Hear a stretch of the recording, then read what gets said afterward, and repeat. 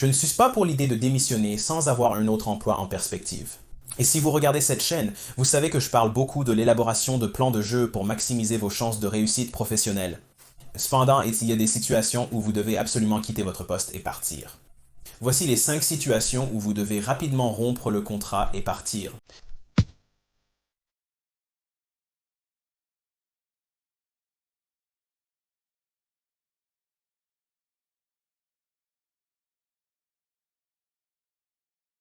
Salut tout le monde, c'est Brian de A Life After Layoff et aujourd'hui nous allons parler de certaines situations où vous devez vraiment penser à couper les ponts et à passer à un autre employeur. En tant que recruteur et professionnel des RH depuis 20 ans, j'ai été témoin de nombreuses situations problématiques en milieu de travail. Que ce soit lors d'entretiens avec des candidats relatant des histoires horribles, ou via des connaissances personnelles ayant vécu certaines situations, il est parfois nécessaire de quitter son employeur actuel. Si vous vous demandez si vous devriez rester dans votre environnement de travail actuel, vous n'êtes pas seul. De nombreuses personnes sont confrontées à des situations similaires et doivent prendre une décision difficile. Et en réalité, tout se résume à combien de tolérance avez-vous pour travailler dans un mauvais environnement et comment cela va-t-il affecter votre carrière? Maintenant, si vous avez besoin d'aide supplémentaire pour votre recherche de carrière ou si vous avez besoin d'un coup de pouce pour quitter le nid, c'est ma spécialité. J'ai un site web appelé alifafterlayoff.com.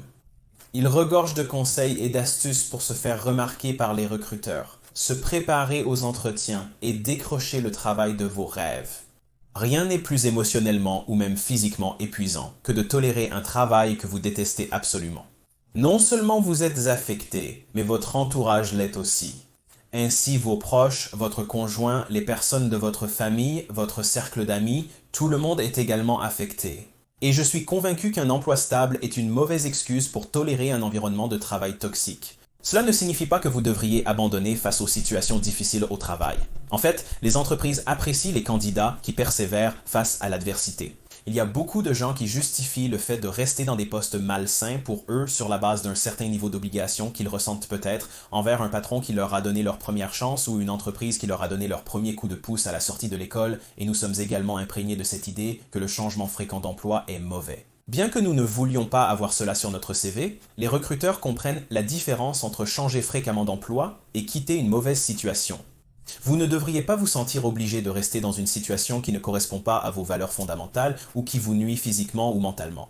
Cependant, dans certaines circonstances, il est impératif de prendre des mesures pour trouver un nouvel emploi, peu importe votre besoin de travailler. Si vous avez déjà été dans un emploi intolérable, commentez ci-dessous. Je serais curieux d'entendre ce que c'est. Alors parlons des 5 signes qui indiquent que vous devriez quitter votre emploi et passer à des pâturages plus verts. La première raison est si vous souffrez émotionnellement ou physiquement. Travailler dans un rôle où vous êtes affecté mentalement et physiquement est un signe sûr que vous devez partir et devez partir rapidement. Que vous soyez surmené, submergé ou dépassé dans votre rôle, cela peut nuire à votre santé.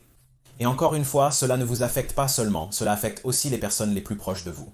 Et j'ai personnellement vu des cas où les gens ont été tellement affectés qu'ils ont en fait changé toute leur attitude, leur vision de la vie, leur apparence physique, et ils ont ensuite réellement dû prendre des médicaments. Si vous pensez devoir consulter un médecin à cause de votre travail, c'est un sérieux signal d'alarme. Aucun poste ne devrait vous stresser autant, sauf peut-être si vous êtes neurochirurgien. Dans ce cas, une certaine pression est normale. Vous sentez-vous trop stressé ou surchargé au travail? Voici quelques-uns des symptômes. Cela pourrait être une perte d'appétit. Cela pourrait être une prise de poids soudaine. Cela pourrait être une perte de sommeil ou des insomnies. Cela pourrait être une perte d'intérêt pour les hobbies que vous aimiez auparavant. Cela pourrait être de l'anxiété ou de la nervosité. Vous vous réveillez peut-être au milieu de la nuit en pensant à un rapport non envoyé, une réunion inquiétante à venir, une discussion inconfortable avec votre patron ou une altercation prévue avec un collègue. J'ai même vu des manifestations physiques où les gens perdent leurs cheveux et développent de l'urticaire. Toutes ces choses mènent à l'anxiété, ou cela pourrait simplement être un manque total de motivation pour faire votre travail. Si vous redoutez de vous présenter chaque lundi matin parce que vous vous inquiétez de ce qui va se passer au travail, c'est un signe. Bien entendu, cette liste est non exhaustive. Il y a beaucoup de façons dont cela peut se manifester. Le point est que si vous développez des maux physiques ou mentaux à cause de votre travail ou de votre choix de carrière, vous devez partir et vous devez partir rapidement. Votre santé est trop importante. Rester dans un rôle qui n'est tout simplement pas sain pour vous va affecter votre temps, votre argent, votre trajectoire de carrière et les relations autour de vous. Et si c'est la carrière et non nécessairement l'entreprise qui vous cause du stress, c'est un signe qu'il faut peut-être essayer autre chose. Le deuxième facteur rédhibitoire est d'avoir un patron terrible. Toute personne ayant travaillé plusieurs années aura à un moment un patron qu'elle déteste absolument.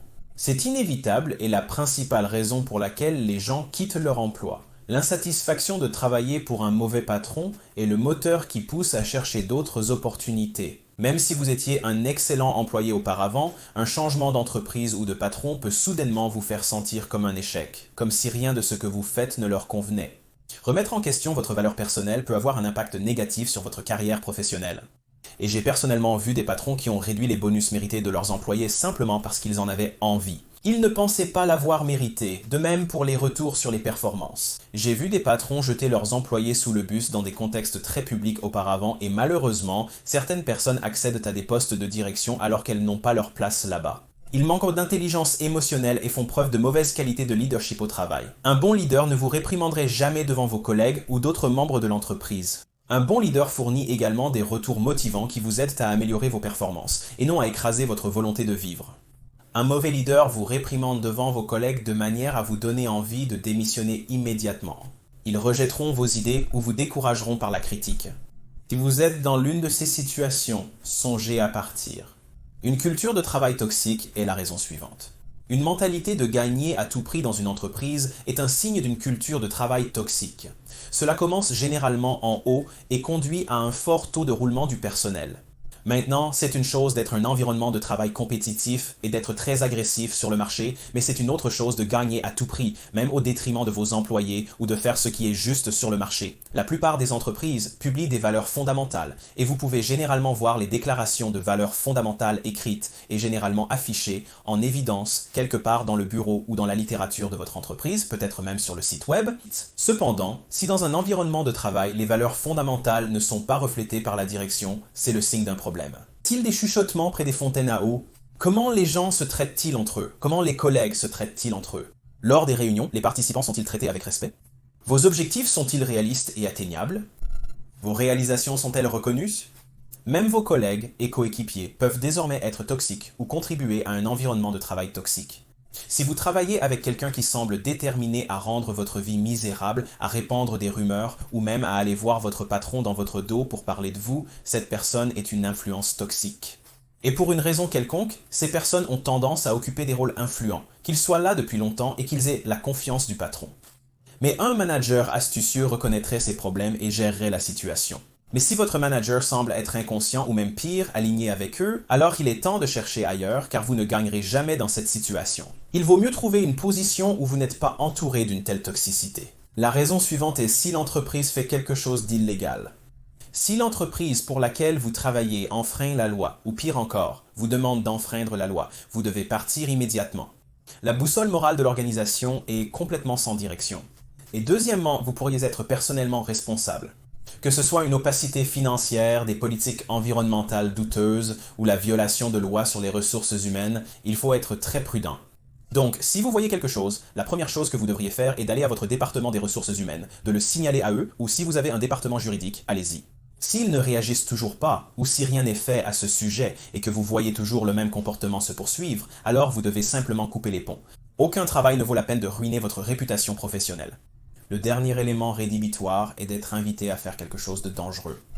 Aujourd'hui, dans un monde régi par les règles de l'Occupational Safety and Health Administration, on s'attendrait à ce que la plupart des entreprises suivent le protocole de sécurité. Mais malheureusement, il existe des entreprises qui contournent les limites de ce qui est permis, généralement au nom de l'accomplissement rapide d'un travail et de la maximisation des profits. Mais la sécurité n'est pas négociable. Si votre entreprise vous demande de faire quelque chose d'insécuritaire, de moins sûr ou de contourner les directives de l'Occupational Safety and Health Administration, elle montre qu'elle n'a aucun engagement envers vous. Faites confiance à votre intuition et exprimez vos préoccupations à votre patron si on vous demande de faire quelque chose qui ne vous semble pas correct. Il devrait pouvoir intervenir. Si votre patron ne réagit pas, contactez votre responsable RH et faites de même. Un bon leader arrêterait le travail et s'occuperait des préoccupations avant de continuer. Mais si l'entreprise privilégie le résultat net sur votre vie ou votre bien-être, c'est tout ce que vous devez savoir. Couper les ponts en vaut la peine. Aucun travail ne justifie de risquer sa vie ou son intégrité physique. Voilà donc. Si vous vous retrouvez dans l'une de ces circonstances, vous devez commencer à réfléchir si cela vous convient ou non. Un travail stable ne justifie pas de mauvaises conditions de travail. En revanche, un défi peut être surmonté. Si vous rencontrez des difficultés professionnelles, vous devriez pouvoir en surmonter une partie, trouver des solutions créatives et persévérer. Les entreprises apprécient cela. Demandez-vous ce que vous avez fait pour résoudre le problème. Si vous vous sentez ennuyé et sous-exploité, il est peut-être temps de prendre vos responsabilités en main.